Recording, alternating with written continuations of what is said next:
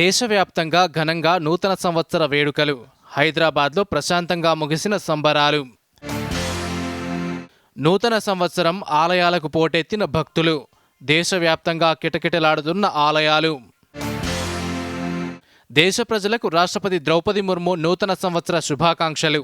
స్థిరమైన భవిష్యత్తు కోసం కలిసి పనిచేద్దామని పిలుపు. దేశ ప్రజలకు న్యూ ఇయర్ శుభాకాంక్షలు చెప్పిన ప్రధాని. కొత్త ఏడాదిలో అందరికీ విజయం కలగాలని ఆకాంక్షించిన మోదీ. చిన్న మొత్తాల పొదుపు పథకాలపై వడ్డీ రేట్లు యథాతథం. నోటిఫికేషన్ జారీ చేసిన ఆర్థిక శాఖ పాత వడ్డీ రేట్లే వర్తిస్తాయని వెల్లడి. వాట్సాప్ పేమెంట్ సేవలపై ఆంక్షల్ని సవరించిన కేంద్ర ప్రభుత్వం. వాట్సాప్ వినియోగదారులంతా పేమెంట్ సేవలు వినియోగించుకునేలా వెసులుబాటు. ఈ నెల 4న రాష్ట్ర మంత్రివర్గ భేటీ. రైతు భరోసా, భూమి లేని పేదలకు నగదు, కొత్త రేషన్ కార్డులపై చర్చించే అవకాశం.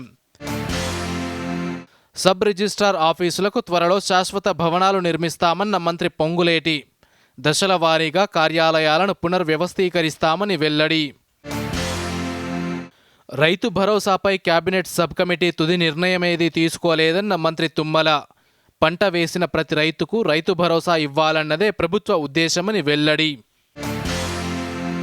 నేటి నుంచి రోడ్డు భద్రతా వారోత్సవాలు.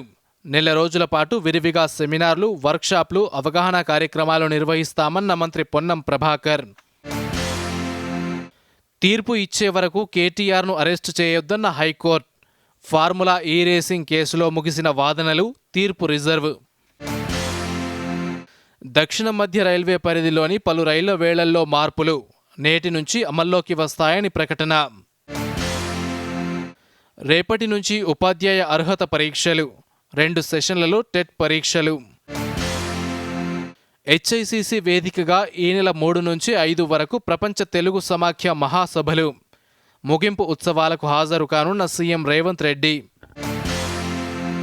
కేంద్ర హోంశాఖ పథకాలకు ఎంపికైన తెలంగాణ పోలీసులు. తెలంగాణ పోలీసులకు 617 పథకాలు ప్రకటించిన కేంద్ర హోంశాఖ.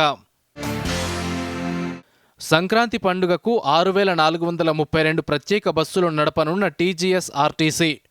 557 సర్వీసులకు ముందస్తు రిజర్వేషన్ సౌకర్యం. తెలంగాణ సచివాలయ ఉద్యోగులకు ఫేషియల్ రికగ్నైజేషన్.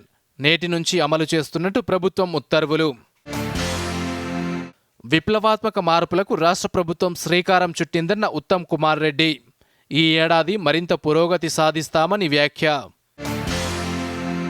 ఆస్ట్రేలియాతో చివరి టెస్ట్ కోసం సిడ్నీ చేరుకున్న టీమిండియా. ఈ నెల 3 నుంచి బోర్డర్ గవాస్కర్ ట్రోఫీ 5వ టెస్ట్. సంతోష్ ట్రోఫీ విజేతగా పశ్చిమ బెంగాల్ జట్టు. ఫైనల్లో కేరళపై 1-0 గోల్స్ తేడాతో ఘన విజయం.